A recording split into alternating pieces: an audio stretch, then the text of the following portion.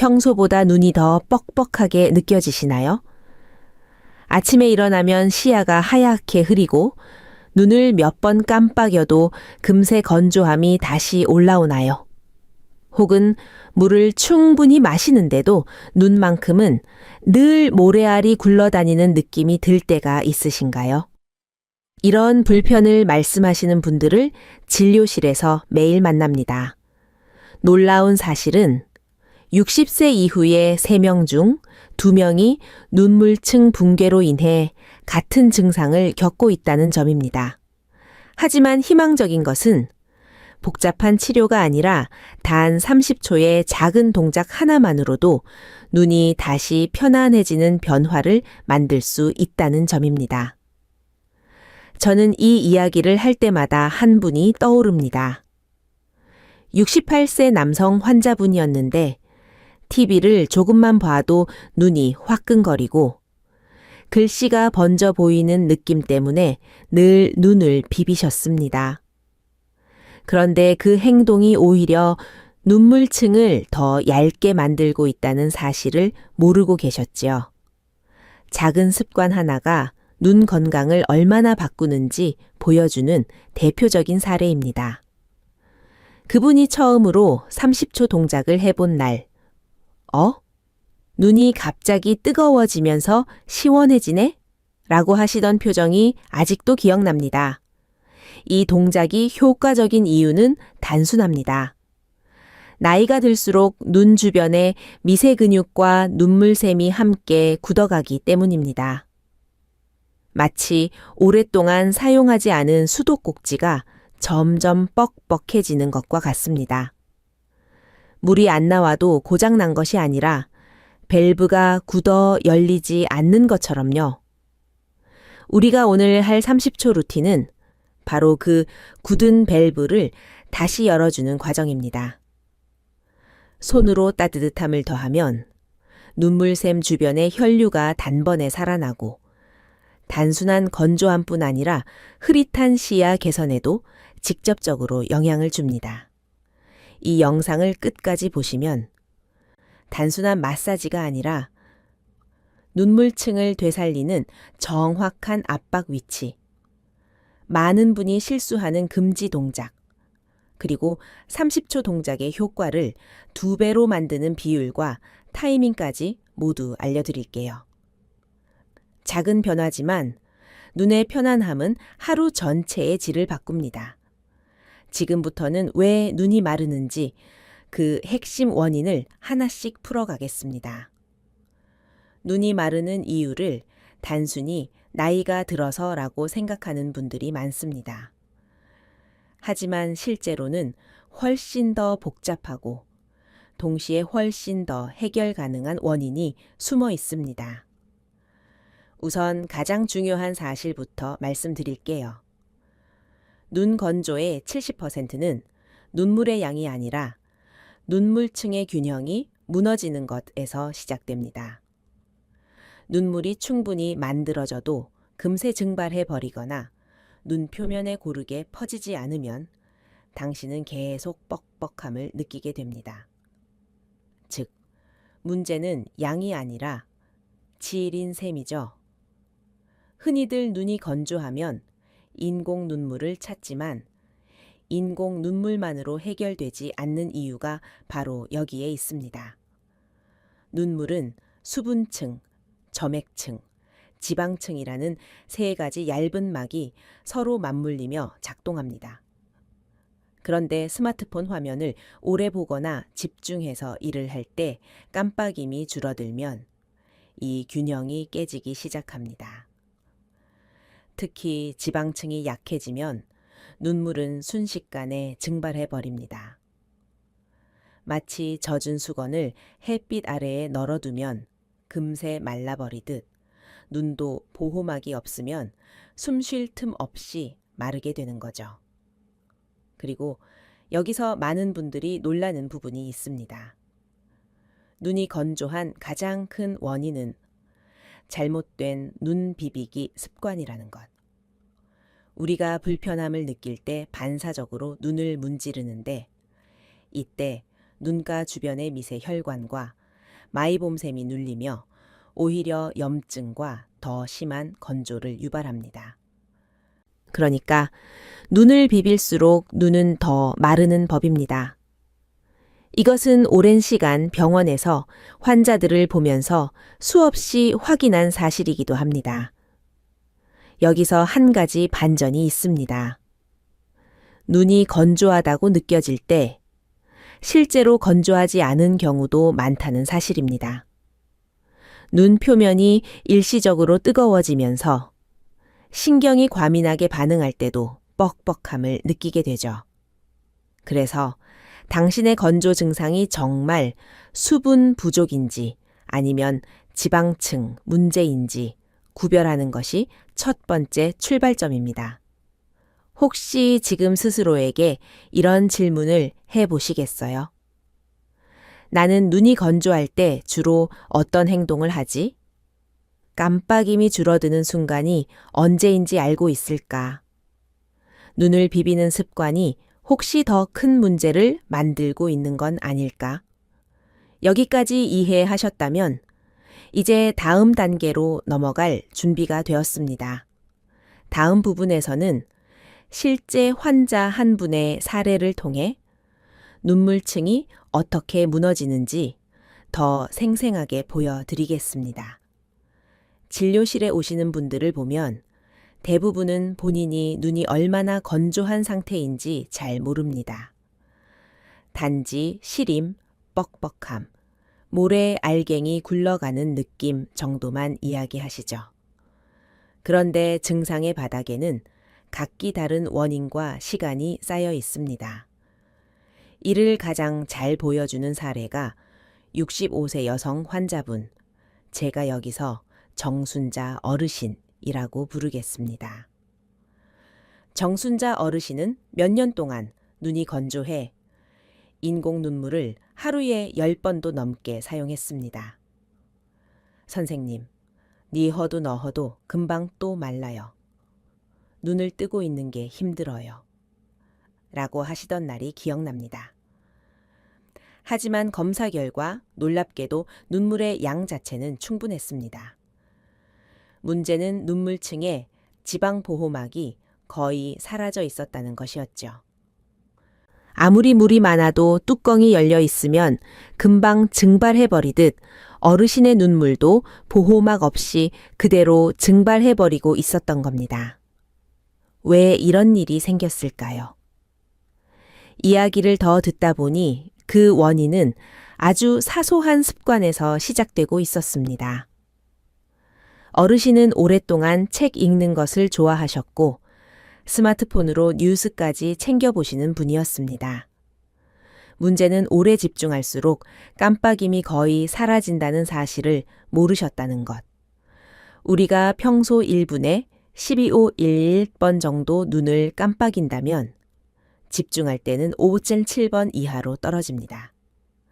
이때 눈꺼풀의 미세 근육이 딱딱하게 굳고 마이봄샘이 막히기 시작하면서 지방층이 점점 줄어듭니다.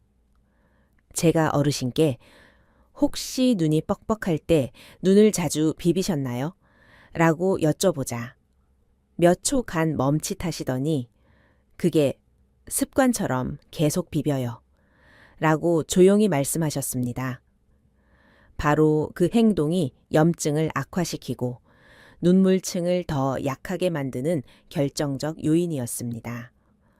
어르신은 자신이 눈을 비비는 횟수가 하루 수십 번이었다는 사실조차 인식하지 못하고 계셨죠. 이 부분에서 한 가지 중요한 통찰이 나옵니다. 많은 분들이 감각의 변화를 문제라고 생각하지만 사실 문제는 그 감각을 완화시키기 위해 무심코 하는 행동에서 더 크게 발생합니다. 눈을 비비고 손등으로 눌러서 당장의 불편함만 해결하려는 순간 눈은 계속해서 손상되고 있던 셈입니다. 어르신이 처음 30초 동작을 배웠을 때 저는 눈과 주변의 긴장을 풀고 혈류를 살리는 방법을 아주 천천히 안내했습니다. 불과 일주일 후 어르신은 아침에 눈 뜨는 게 예전보다 훨씬 편해졌어요. 라고 다시 찾아오셨습니다. 그 변화는 기적이 아니라 올바른 자극이 들어갔을 때 눈의 자연 회복력이 되살아나는 과정이었습니다. 이제 우리는 다음 단계로 넘어가야 합니다. 눈 주변에서 벌어지는 변화는 대부분 우리가 느끼지도 못할 만큼 미세하지만 결과는 매우 큽니다. 다음 섹션에서는 눈 주변의 작은 근육들이 보내는 경고 신호에 대해 이야기하겠습니다. 눈이 왜 그렇게 자주 뻑뻑해지고 때로는 작게 찌르는 듯한 느낌까지 드는 걸까요? 많은 분이 그냥 나이 들어서 그래요. 라고 말하지만 실제로는 그보다 더 정교하고 섬세한 변화가 눈 주위에서 벌어지고 있습니다. 그 중심에는 우리가 평소 거의 인식하지 못하는 눈가 주변의 작은 근육들, 즉 알륜근과 눈꺼풀판이 있습니다. 이 근육들은 마치 자동문처럼 눈을 부드럽게 감고 뜨는 역할을 하면서 동시에 눈물층을 고르게 펴주는 중요한 기능을 담당합니다. 그런데 문제는 나이가 들수록 이 근육들이 천천히 굳어가기 시작한다는 점입니다.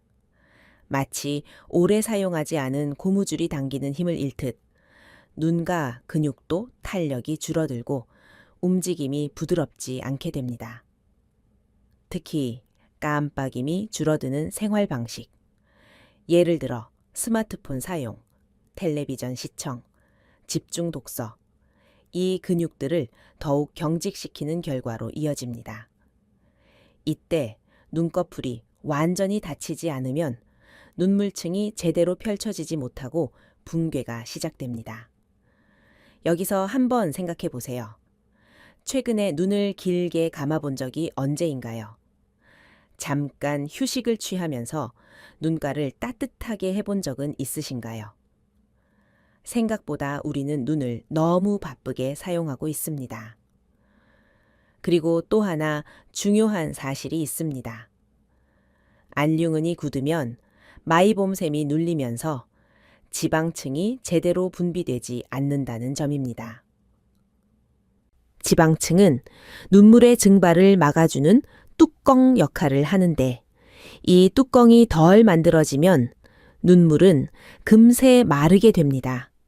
즉, 눈 건조의 핵심 원인은 단순한 수분 부족이 아니라 지방층 보호막 손상이며 그 근본 원인 중 하나가 바로 눈가 근육의 경직입니다. 놀라운 건 이 경직은 통증도 없고 감각도 거의 없기 때문에 대부분의 분들이 알아채지 못한다는 사실입니다. 하지만 미세 근육이 보내는 신호는 분명히 존재합니다. 아래와 같은 증상이 있다면 이미 눈가 근육이 굳고 있을 가능성이 큽니다. 깜빡일 때 눈이 매끄럽지 않고 살짝 따끔거린다. 눈을 감고 떠도 시원함이 느껴지지 않는다. 오후가 되면 눈앞이 흐릿해지고 건조감이 심해진다. 눈가 주변이 뻐근하거나 무겁게 느껴진다. 여기서 잠깐 하나의 반전 정보가 있습니다. 많은 분은 눈가 근육이 너무 약해서 문제가 생긴다고 생각하지만 실제로는 약해서가 아니라 굳어서 생기는 문제인 경우가 훨씬 많습니다. 약한 근육은 부드럽게 움직이기라도 하지만 굳은 근육은 완전히 막힌 수도관처럼 작동을 멈춰버립니다. 이제 눈이 마르는 이유가 단순한 건조가 아니라 눈 주변 근육과 샘 구조의 기계적 문제라는 사실을 이해하셨을 겁니다. 그래서 오늘 알려드릴 30초 동작은 단순한 마사지가 아니라 이 경직된 근육을 풀고 샘을 자연스럽게 열어주는 과학적 루틴입니다. 다음 섹션에서는 바로 그 30초 동작의 핵심 원리를 공개하겠습니다. 지금까지 눈이 왜 그렇게 쉽게 마르고 왜 인공 눈물만으로는 해결되지 않는지 이해하셨을 겁니다. 이제 드디어 많은 분들이 궁금해 하셨던 30초 동작의 핵심 원리를 알려드릴 차례입니다. 대부분의 분들은 이 동작이 그냥 눈가를 비비는 마사지라고 생각하시지만 실제로는 전혀 다릅니다. 이 루틴은 의학적으로 가장 중요한 역할을 하는 마이봄샘, 지방층 분비샘 닷을 정확히 자극해 약해진 보호막을 되살리는 데 초점을 둔 동작입니다. 다시 말해, 눈물이 금세 증발하지 않도록 뚜껑을 다시 만들어주는 과정입니다. 먼저, 눈꺼풀 안쪽에는 작은 기름샘들이 줄지어 있습니다. 평소에는 이 샘이 부드럽게 열리고 적절한 지방층을 분비해 눈 표면을 보호합니다. 그런데 나이가 들거나 눈을 덜 깜빡이거나 눈을 자주 비비면 이 샘이 굳거나 막히게 됩니다. 그러면 아무리 물을 채워 넣어도 금세 말라버리죠. 따뜻한 손바닥과 정확한 압박은 이 막힌 샘을 녹이고 다시 흐르게 만드는 열쇠 역할을 합니다. 그렇다면 이 동작은 왜 30초가 적당할까요? 너무 짧으면 샘이 열리기 전에 끝나고 너무 길면 오히려 자극이 지나쳐 붓기나 통증을 유발할 수 있습니다. 30초는 혈류가 살아나고 지방층이 녹기 시작하는 데 필요한 최소 시간이며 동시에 안전하게 반복 가능한 가장 효율적인 길이입니다. 여기서 잠깐 많은 분이 잘못 알고 있는 부분을 바로잡겠습니다. 눈을 꾹 누르면 지방이 더 잘 빠지나요? 라고 물어보시는 분들이 종종 있습니다. 하지만 이는 오해입니다. 샘은 강한 압력보다는 따뜻함과 부드러운 방향성 있는 압박에 더 잘 열립니다. 잘못된 강한 압력은 오히려 샘을 더 막히게 만들거나 염증을 악화시킬 수 있습니다. 보이지 않는 기계 밸브를 다루는 것처럼 정확하고 섬세한 자극이 필요합니다. 이제 이 동작이 왜 이렇게 빠르게 효과를 주는지 설명해 드리겠습니다. 첫째, 따뜻한 온기가 들어가면 눈꺼풀판이 부드러워지고 혈류가 증가합니다. 둘째, 주변 미세 근육이 풀리면서 눈물층이 고르게 펴질 준비가 됩니다. 셋째, 마이봄샘이 열리면 지방층이 분비되어 즉각적인 촉촉함의 보호막이 형성됩니다. 이 세 과정이 동시에 진행되기 때문에 불과 20-30초 안에 눈이 시원해지고 눈꺼풀이 가벼워지는 느낌을 받는 것입니다. 혹시 지금 눈을 가볍게 감아보시면 어떨까요? 눈꺼풀 안에서 따뜻함이 조금만 새으며들어도 긴장이 사르르 풀리는 느낌이 들 겁니다. 이 감각이 곧 우리가 만들고자 하는 회복의 시작입니다. 이제 다음 섹션에서는 이 원리를 실제로 적용하는 따뜻한 손바닥 루틴과 정확한 진행 순서, 그리고 중간 CTA까지 함께 안내해 드리겠습니다. 이제 원리를 이해하셨다면 실제로 30초 동작을 어떻게 적용해야 가장 효과적인지 알려드릴 차례입니다. 많은 분들이 그냥 따뜻하게 덮어주면 되는 거 아닌가요? 라고 생각하시지만 실제로는 순서와 위치, 압력의 방향이 정확해야 합니다. 잘못된 방식으로 반복하면 일시적으로 편안할 수 있지만 눈꺼풀 판을 더 굳게 만들거나 마이봄샘을 더 막아버릴 수도 있습니다. 그래서 오늘 알려드리는 루틴은 여러 환자들에게 실제로 적용해보고 가장 안전하고 효과가 높았던 방법만 정리한 것입니다. 첫 단계는 손바닥을 따뜻하게 하는 것입니다. 전기 찜질팩이나 뜨거운 수건을 사용할 수도 있지만 60세 이상 분들에게는 손바닥 온기가 더 안전하고 부드럽습니다. 두 손바닥을 서로 비벼 천을 올리면 약 70초 만에 충분한 따뜻함이 만들어지는데 이 온기는 눈꺼풀 깊숙이 전달되며 굳어있는 지방층을 녹이는 역할을 합니다. 손바닥 온기가 생각보다 강력한 이유는 온도만이 아니라 피부 접촉에서 오는 미세 압력까지 함께 전달되기 때문입니다. 따뜻해진 손바닥을 눈 위에 올릴 때는 눈 전체를 완전히 덮지 않고 윗눈꺼풀 중심부와 아래쪽 마이봄샘 라인을 포근하게 감싸는 느낌으로 가져갑니다. 이때 절대로 눈을 세게 누르지 않습니다.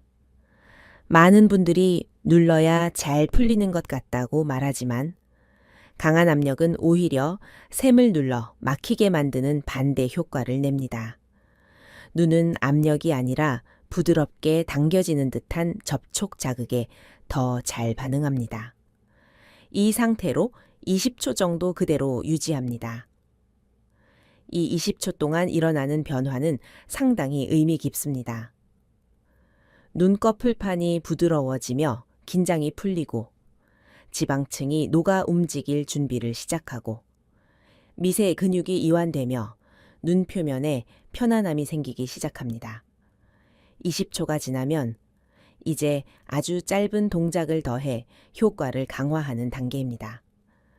따뜻한 손바닥을 그대로 둔 상태에서 눈꺼풀 위에서 아래로 1~1인치미터 정도 아주 부드럽게 미끄러지듯 내려오는 동작을 한 번만 해줍니다.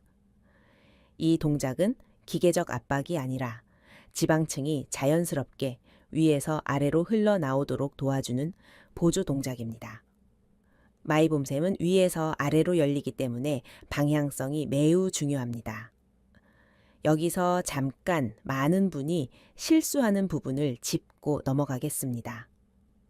눈을 비비거나 좌우로 문지르는 행동, 눈꺼풀을 세게 누르는 행동, 따뜻함을 느끼지 못할 정도로 짧게 올리는 행동. 이 세 가지는 모두 지방층 분비를 방해하며 오히려 건조감을 악화시킵니다.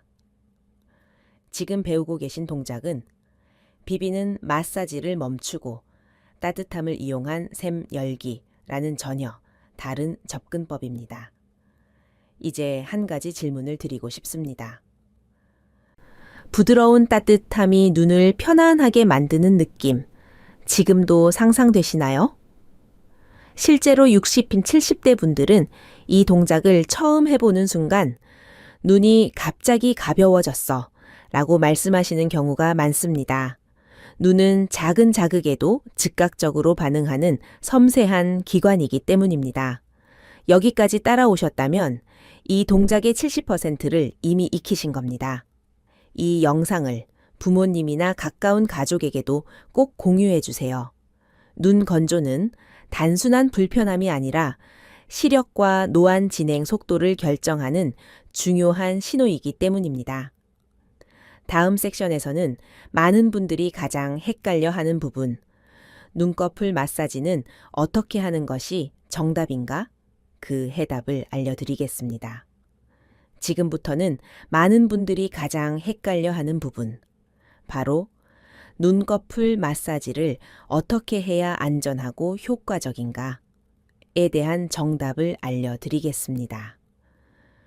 눈꺼풀 마사지는 이름만 들으면 부드럽게 문지르는 방식처럼 느껴지지만 실제로는 그와 정반대입니다. 의학적으로 권장되는 방식은 문지르는 마사지가 아니라 방향이 있는 압박 이동 루틴입니다. 이 차이를 이해하는 순간 기존의 잘못된 방식들로 인해 왜 눈이 더 건조해졌는지 깨닫게 되실 겁니다. 우선 기억해야 할 사실은 하나입니다. 마이봄샘은 위에서 아래로 직선 방향으로 열리고 지방층이 배출된다는 점입니다. 그러므로 좌우로 비비거나 원을 그리며 문지르는 행동은 오히려 샘을 둔탁하게 만들고 염증을 유발할 위험이 큽니다.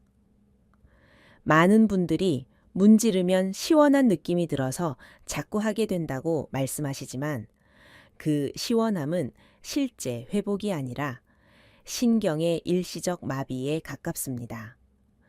회복을 돕는 자극은 강도가 아니라 정확한 방향성에서 나옵니다.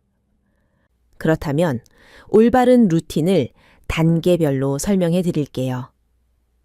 첫째, 손바닥 온열 루틴이 반드시 선행되어야 합니다. 온열 없이 마사지를 시작하면 지방층이 굳어 있어 잘 움직이지 않을 뿐 아니라 눈꺼풀판에 과한 압력이 들어가 부작용을 만들 수 있습니다. 온열 후 20초 동안 눈꺼풀이 부드러워진 시점이 마사지의 최적 타이밍입니다. 둘째, 윗눈꺼풀은 위에서 아래로, 아랫눈꺼풀은 아래에서 위로 한 번만 미세하게 이동합니다. 이때 압력은 매우 약해야 합니다. 마치 김이 서린 유리창을 손바닥으로 스치듯 부드럽게. 이 작은 이동이 지방층을 자연스럽게 유도하는 데 충분합니다. 셋째, 반복하지 않습니다. 우리가 흔히 여러 번 하면 더 좋겠지 라고 생각하지만 눈 주변은 반복 자극에 매우 민감합니다. 한 번의 정확한 방향 움직임이 오히려 더 큰 효과를 가져옵니다. 실제로 노년층 환자분들 대부분은 과도한 자극 때문에 오히려 더 심한 염증과 건조감을 일으킨 경우가 많았습니다. 넷째, 마사지 후에는 10초 정도 눈을 감고 편안히 휴식합니다. 이 시간이 지방층이 눈 표면에 고르게 퍼지는데 결정적인 역할을 합니다. 눈을 너무 빨리 뜨면 층이 분산되지 않고 금세 증발할 수 있습니다. 혹시 지금 눈을 감아 잠시 손바닥 온기를 떠올려 보시겠어요? 그 부드러운 따뜻함이 눈꺼풀을 감싸고 천천히 아래 방향으로 흐르며 샘이 열리는 느낌. 대부분의 분들이 이 순간을 경험하면 눈이 갑자기 촉촉해졌어요 라고 말씀하십니다. 이는 기분이 아니라 실제 물리적 변화입니다. 여기서 반전 하나. 우리가 눈을 문지르는 행동을 오랫동안 당연하게 여겨왔지만 그 행동이 눈물층 파괴의 가장 빠른 길이라는 사실. 이제 그 잘못된 습관을 완전히 수정했으니 당신의 눈은 회복할 준비가 이미 절반 이상 끝났습니다. 다음 섹션에서는 오늘 배운 30초 동작의 효과를 더욱 오래, 더욱 강하게 유지할 수 있는 영양과 생활 루틴의 비밀을 알려드리겠습니다. 많은 분들이 눈이 건조하면 루테인을 먹으면 되지 않나요? 라고 묻습니다. 물론 루테인은 시력을 보호하는 데 중요한 영양소입니다. 하지만 눈물층 자체를 회복시키고 건조함을 줄이는 역할은 거의 하지 않습니다. 이것이 많은 어르신들이 루테인을 몇 년씩 챙겨 먹어도 여전히 눈이 뻑뻑한 이유입니다. 오늘은 바로 그 오해를 풀고 눈물층의 세 가지 구조, 지방층, 수성층, 점액층을 되살리는 핵심 영양소를 알려드릴 겁니다. 우선 첫 번째는 지방층을 강화하는 오메가3입니다. 오메가3는 단순히 혈관에 좋은 지방이 아니라 마이봄샘이 분비하는 기름의 질을 직접 개선하는 영양소입니다. 특히 DHA보다는 EPA 비율이 조금 더 높은 제품이 눈물층 안정에 더 도움이 된다는 연구도 있습니다. 환자분들 중 오메가3을 꾸준히 섭취한 분들은 지방층의 점성이 좋아지면서 눈물이 더 오래 유지되는 변화를 경험하셨습니다. 마치 식용유가 아니라 부드러운 크림처럼 눈 표면을 감싸주는 느낌이죠. 두 번째는 많은 분이 의외라고 느끼는 수성층 회복에 필요한 물 전해질 균형입니다.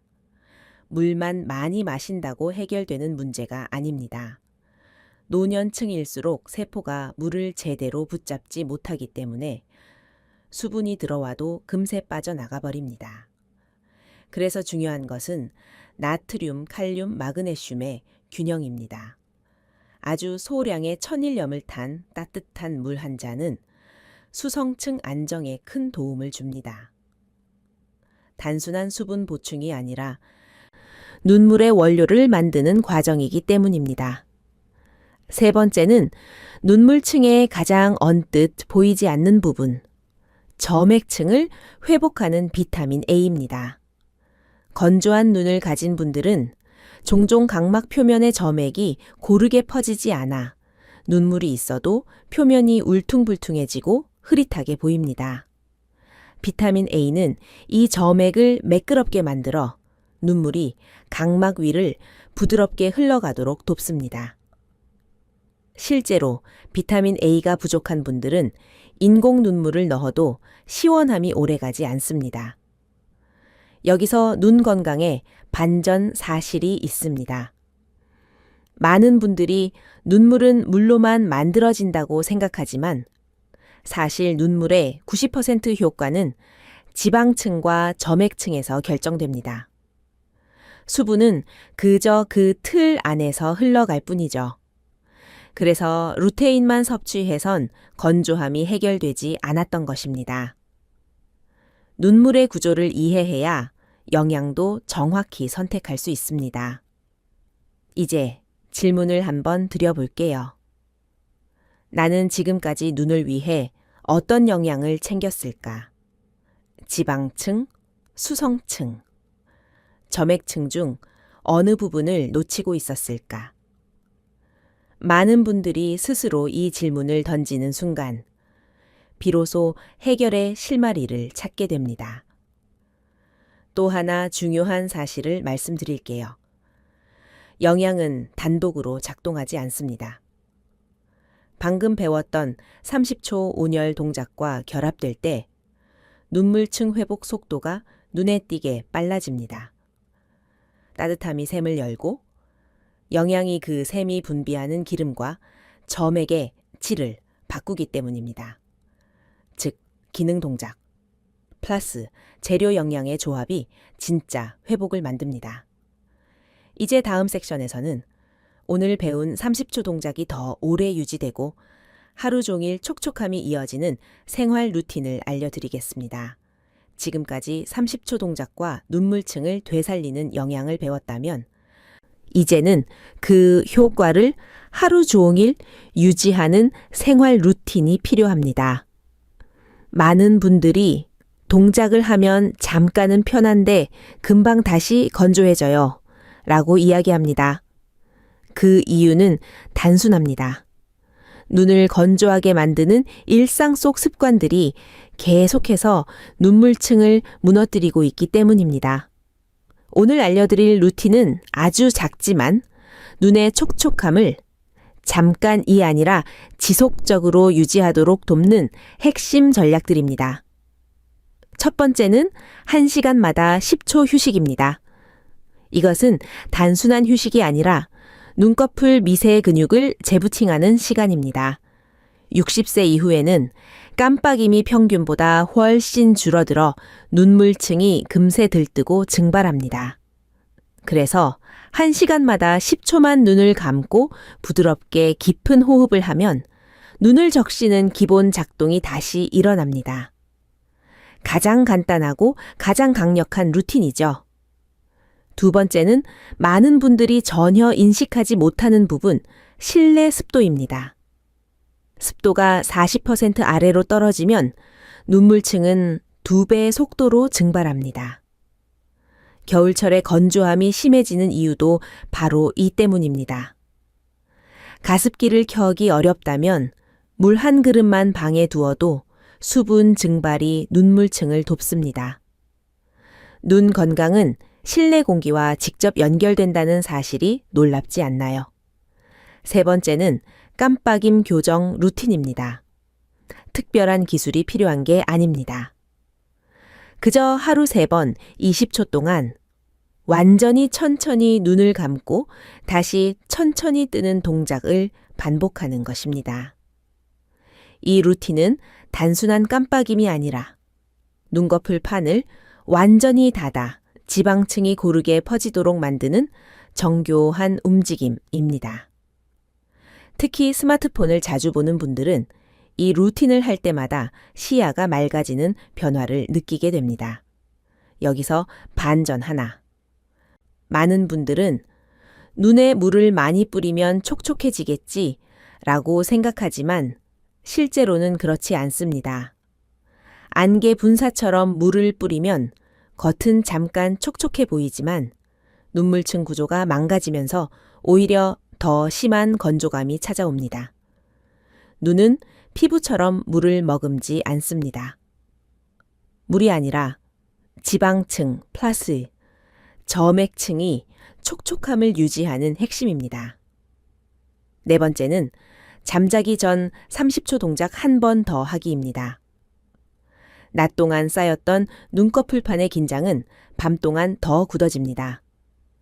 하지만 잠들기 직전 단 30초만 온열 압박 루틴을 해주면 수면 중 눈물 보호막이 훨씬 안정되어 아침에 눈이 훨씬 편안하게 떠집니다. 실제로 많은 환자분들이 이렇게 말했습니다. 아침 건조함이 사라지니까 하루 자체가 달라졌어요. 여기서 스스로에게 질문해 보세요. 나는 오늘 얼마나 눈에게 쉬어갈 시간을 줬을까? 잠깐 감아주는 시간조차 없이 계속 혹사시키고 있지 않았을까? 생활 루틴은 거창할 필요가 없습니다. 오히려 작은 행동들이 눈의 촉촉함을 하루 종일 지켜줍니다. 30초 동작을 배웠다면 이제 그 효과를 지속시키는 단계로 넘어가야 합니다.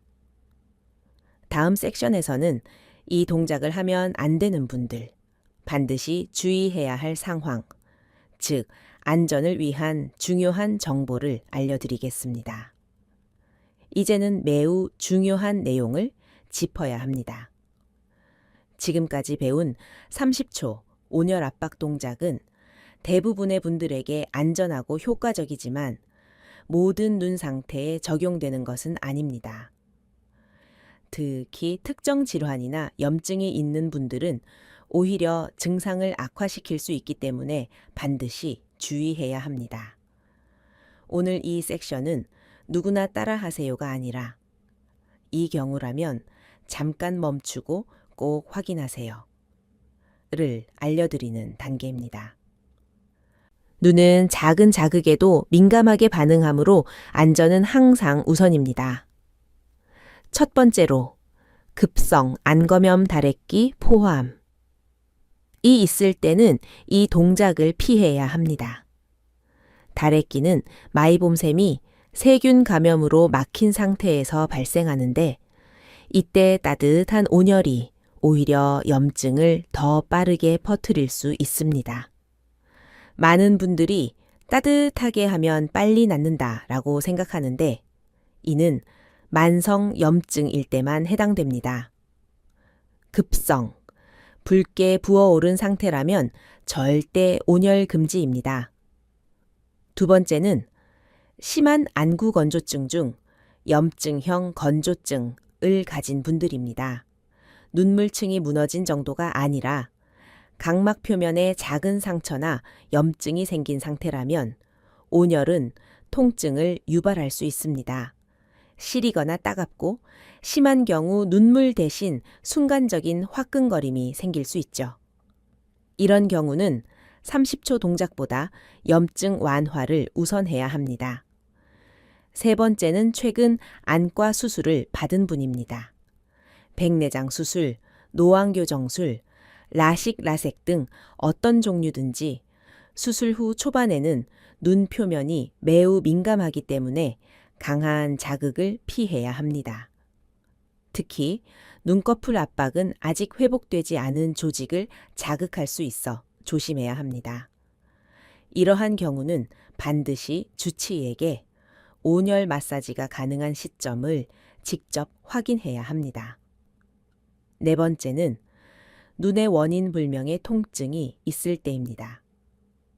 단순한 건조감이 아니라 찌르는 듯한 통증, 갑작스러운 시야 흐림, 빛 번짐이 동반되는 경우라면 온열 동작을 먼저 시도하는 것은 위험할 수 있습니다. 종종 이런 증상 뒤에는 각막 미세 손상, 안압 문제 혹은 초기에 나타나는 염증 반응이 숨어 있기 때문입니다. 이런 경우는 동작보다 검사가 우선입니다. 여기서 한 가지 반전이 있습니다. 많은 분들은 눈이 아프니까 마사지라도 해야겠다고 생각하지만 사실 통증이 있을 때는 모든 종류의 압박과 문지르기가 금지입니다.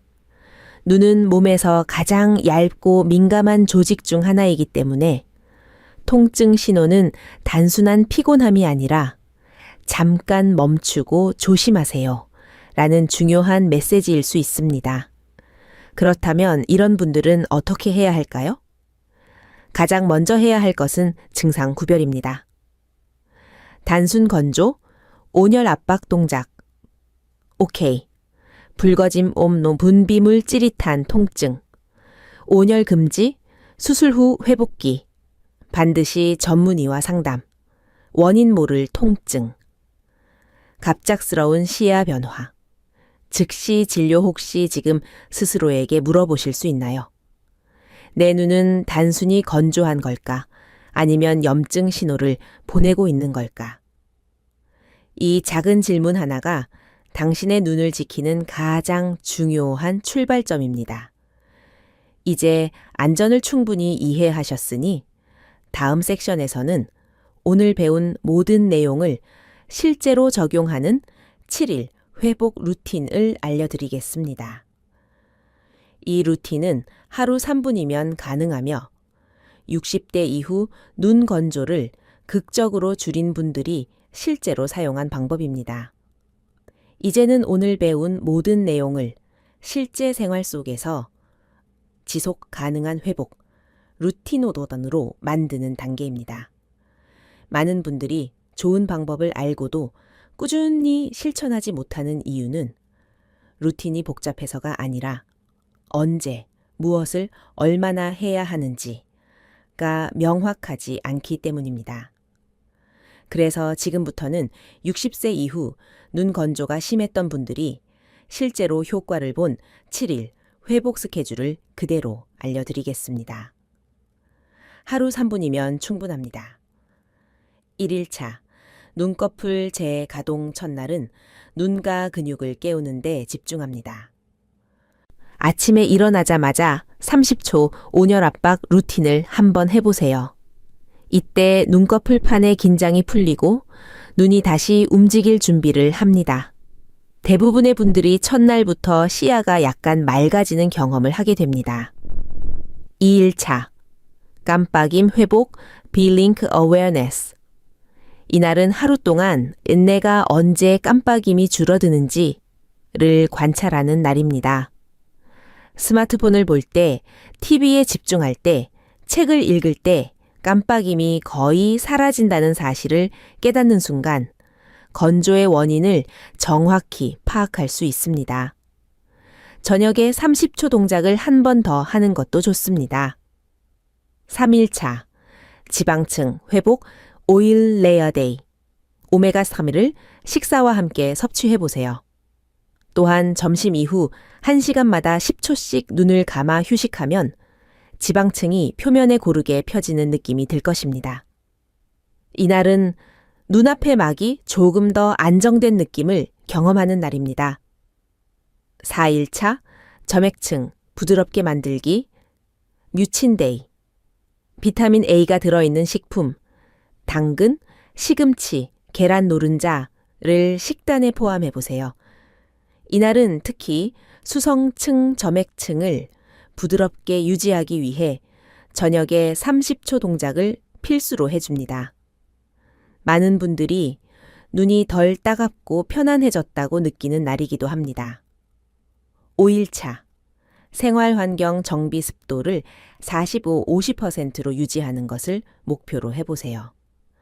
가습기가 없다면 방 안에 물컵이나 젖은 수건만 두어도 충분합니다. 눈을 뜨고 있는 동안 건조감이 줄어드는 경험이 바로 이날부터 눈에 띄게 나타납니다. 6일차. 이제는 달라집니다. 체감하는 날, 플러스, 소셜, CTA 6일차가 되면 대부분의 분들이 눈을 감았다 뜰 때 부드럽다, 편안하다는 변화를 확실히 느낍니다.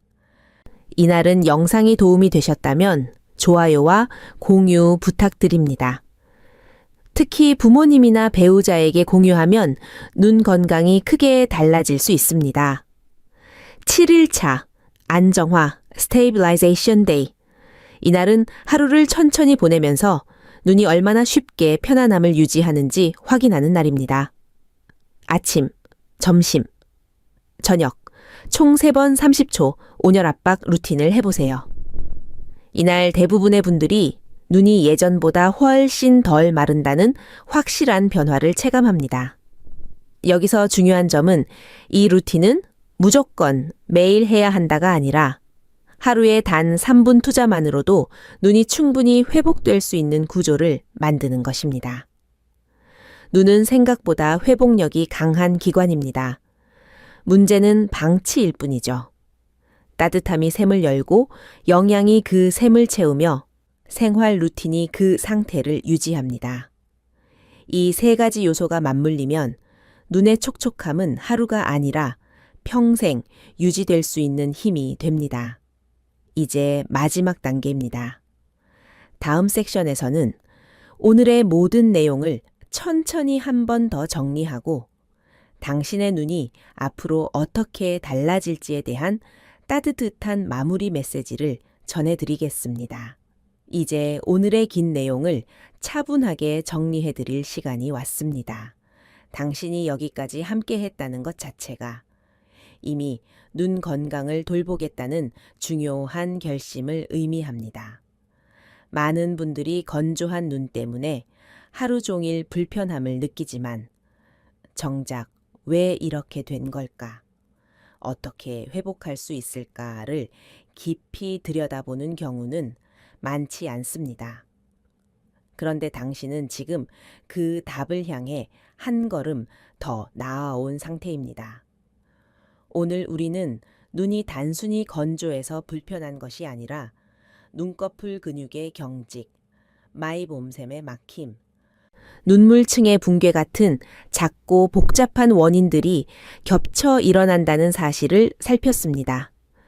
그리고 그 문제들은 대부분 아주 작은 습관 하나, 짧은 동작 하나로 회복의 방향을 바꿀 수 있다는 것도 확인했습니다. 30초 온열 압박 동작은 바로 그 출발점입니다.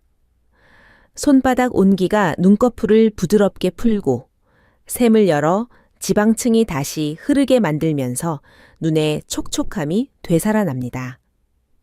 또한 영양과 생활 루틴이 왜 중요한지도 이해하셨을 것입니다. 오메가3가 지방층의 질을 바꾸고 적절한 수분 전해질 균형이 수성층을 안정시키며 비타민 A가 점액층을 매끄럽게 만든다는 사실은 많은 분들에게 새로운 깨달음이 됩니다. 여기에 1시간마다 10초 눈 감기, 깜빡임 교정, 실내 습도 유지 같은 작은 루틴들이 더해지면 눈은 잠깐 좋아지는 것을 넘어 안정된 촉촉함을 유지할 수 있습니다. 지금 잠시 눈을 감아보세요. 오늘 배운 따뜻함과 부드러운 움직임이 눈을 감싸며 긴장을 풀어주는 느낌을 떠올려 보세요. 단 30초의 시간도 이렇게 큰 변화를 만들 수 있습니다. 그리고 이 변화는 오늘로 끝나는 것이 아니라 앞으로의 7일, 7개월, 7년을 더 편안하게 만드는 시작점이 될 수 있습니다. 마지막으로 작은 요청을 드립니다. 오늘부터 7일 루틴을 직접 해보시고 댓글로 이렇게 남겨주세요. Day 17 챌린지 시작합니다. 당신의 기록이 더 많은 분들에게 용기를 주고 당신 스스로에게도 지속할 힘이 되어줄 것입니다. 지금까지 함께 해주셔서 감사합니다.